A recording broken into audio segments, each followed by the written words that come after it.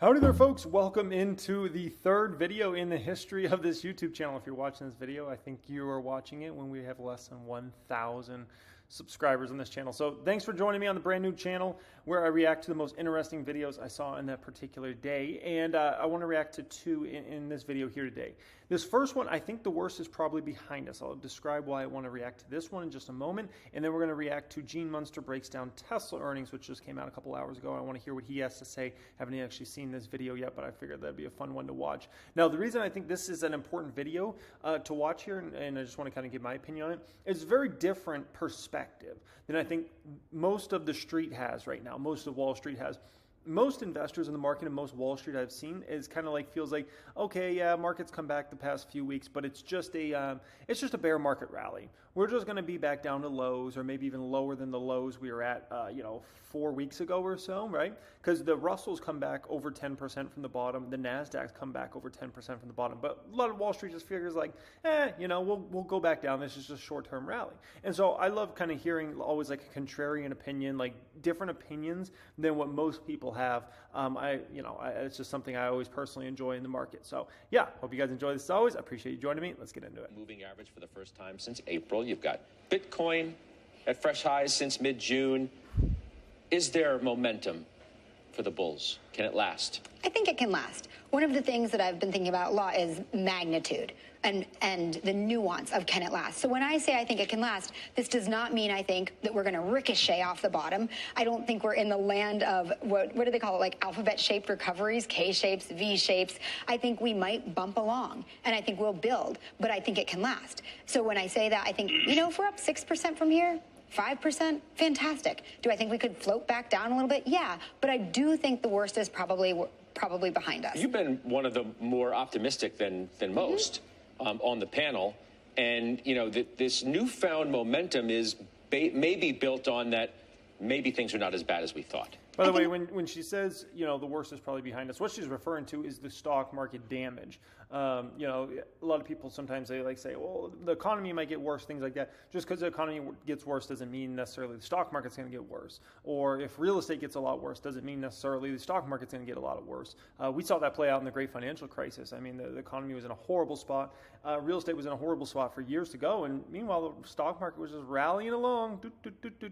So, I just think that's important to understand what she's saying there. Exactly. Earnings they're not great, but they're certainly not blowing up in our face like the worst of the projections thought they might thus far. A long way to go. And so I think it's interesting because I come at that with a purely fundamental perspective, right? I'm not a technician. I don't understand charts. I don't look at charts. But the reason that I turned a little bit more positive about a month ago, almost exactly, right, middle of June when we hit that down 24%, was because I was looking at the market and I was saying to myself things like American Eagle that I'd bought in my portfolio. That I thought had wildly over discounted how bad the consumer was going to get. You had a stock that was trading at 6 times earnings, that had already announced that it had lowered their earnings from $3 a share to $2 a share, and the stock was down from 38 to like 12 at that point. And you see those kinds of things and you think, okay, a lot of information's in the stocks, a lot of information's in the market. We have something to build on from here. So looking at both the individual stocks and the market back then trading at 15.5-ish times, doing the work of having traded down from 21 times, it just seemed to me like a lot of bad news was in it. So yeah, as we hear these earnings expectations or earnings reports that are not as bad as expected, we have something to grow from and build from. Yeah, I mean, right there she brings out a great point. And the stock market does this all the time. It prices in sometimes best case scenarios for stocks, right? And we definitely saw that at the end of 2020 and into the beginning part of 2021 where it was pricing into stocks like best case scenarios, ideal situations and things like that. Like everything was priced into a lot of these stocks. Now we've just been in a moment in time for a lot of these stocks that they've had everything thrown in at them. When you see stocks down 60, 70, 80%, you're kind of getting priced toward worst case scenario in a lot of these situations. Not for every stock, but for a lot of them. And so that's just, I think she's got a great point there. And then all you have to do is just come in a little better than expectations are, and your stock flies. And that's just, Netflix is a perfect example of that. I mean, they come in with a bad report, but not a disastrous report, and their stock's rewarded up because so much bad news is already priced in at that moment in time, right? So, for more reaction to Tesla's numbers, and I believe, Gene, you've been a longtime bull and still are on Tesla. What'd you make of the numbers? Well, Sarah, there's the near term and the long term. In the near term, it was negative. Obviously, that miss on the gross margin, it was worse than expected. And I was conservative going into it. It still missed those numbers. And I think that that is going to play into how investors process this quarter. Ultimately, I think this comes out, the stock trades down over the next few weeks as investors really start to wrap their head. interesting. He thinks Tesla's going to trade down over the next few weeks, he says.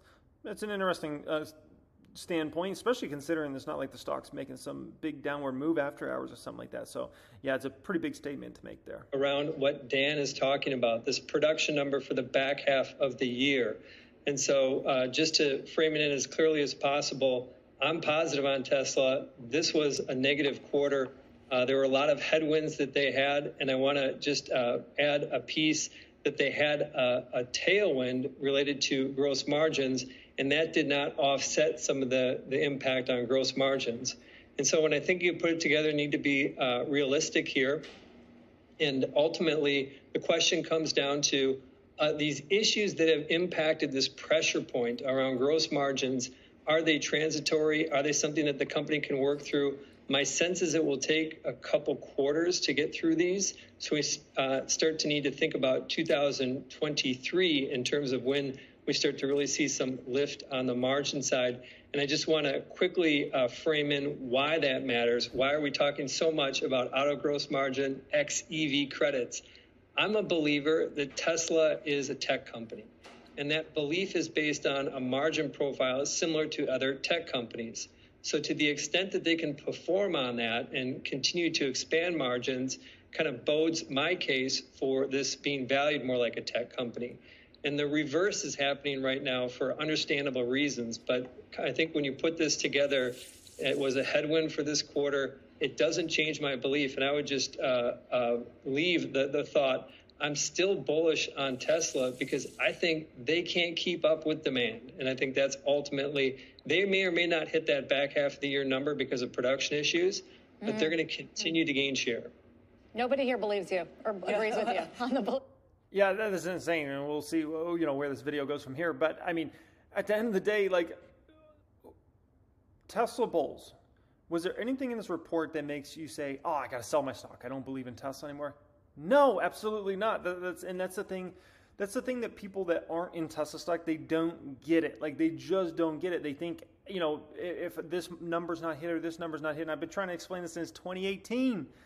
No Tesla bull cares about the short-term numbers. Everybody cares about the long-term, and as long as the long-term vision's there and everything's intact and there's an overwhelming demand for Tesla's products, that's what people care about, right?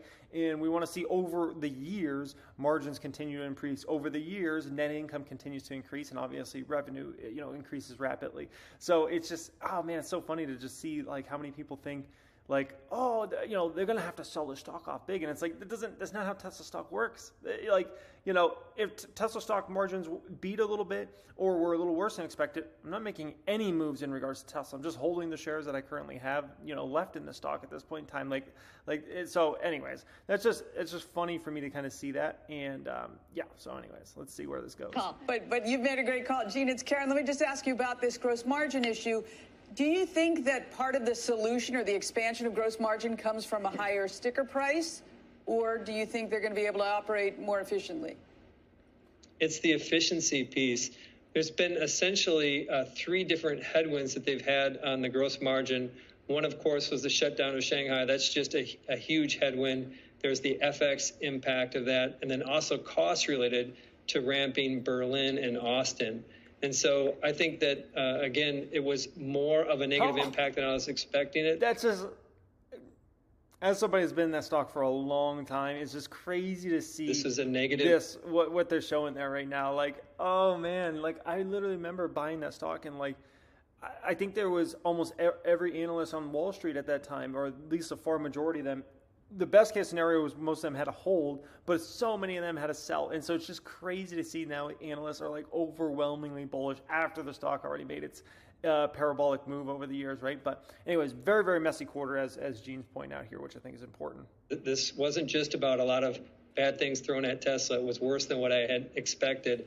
But I do believe that over the next 6 months, they're going to work through a lot of these, and we're going to start to see a revision higher in terms of gross margin.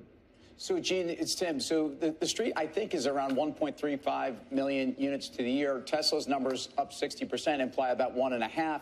If you look at where they could be with Texas and Berlin, if you look at annual capacity, is there a surprise to the upside? Again, I think consensus is below even where Tesla has guided. Where are you? I think that over the next 6 months, there's probably more risk to the numbers, to those delivery numbers, in part because essentially they're gonna have to re-accelerate pretty significant, or not significantly, but it needs to be just slightly above 50% for the back half of the year. And we're still coming out of these shutdowns, and we're still just in the phases of ramping Berlin. And so I think that I want to be clear is that I think the next 6 months there can be some softness to these delivery numbers because it all comes down to how the world is going to, I guess, align for them to produce more. But I think what's more important is just that the market has a flashlight that looks into 2023. I think we forget that when we get our heads wrapped around these quarterly earnings. The question for me is not about what the margins are this quarter, what they're going to be next quarter, what the deliveries are next quarter. It's more, what are they going to be in 2023? And I think 2023, we're going to see expanding margins and separately deliveries that are going to be in that 50% plus better range. I'm sort of surprised to see the stock up, given what you're saying, although it is fluctuating between up and down. Gene Munster, thank you very much. You'll keep us posted, please, with any details from the call. Last word, Jan. I don't get it. Like, I don't get it, why that's even a surprise. One, there's not a lot of super trading activity in Tesla right now. It's not like Tesla's in some big bull cycle where a lot of traders are playing that stock right now, right?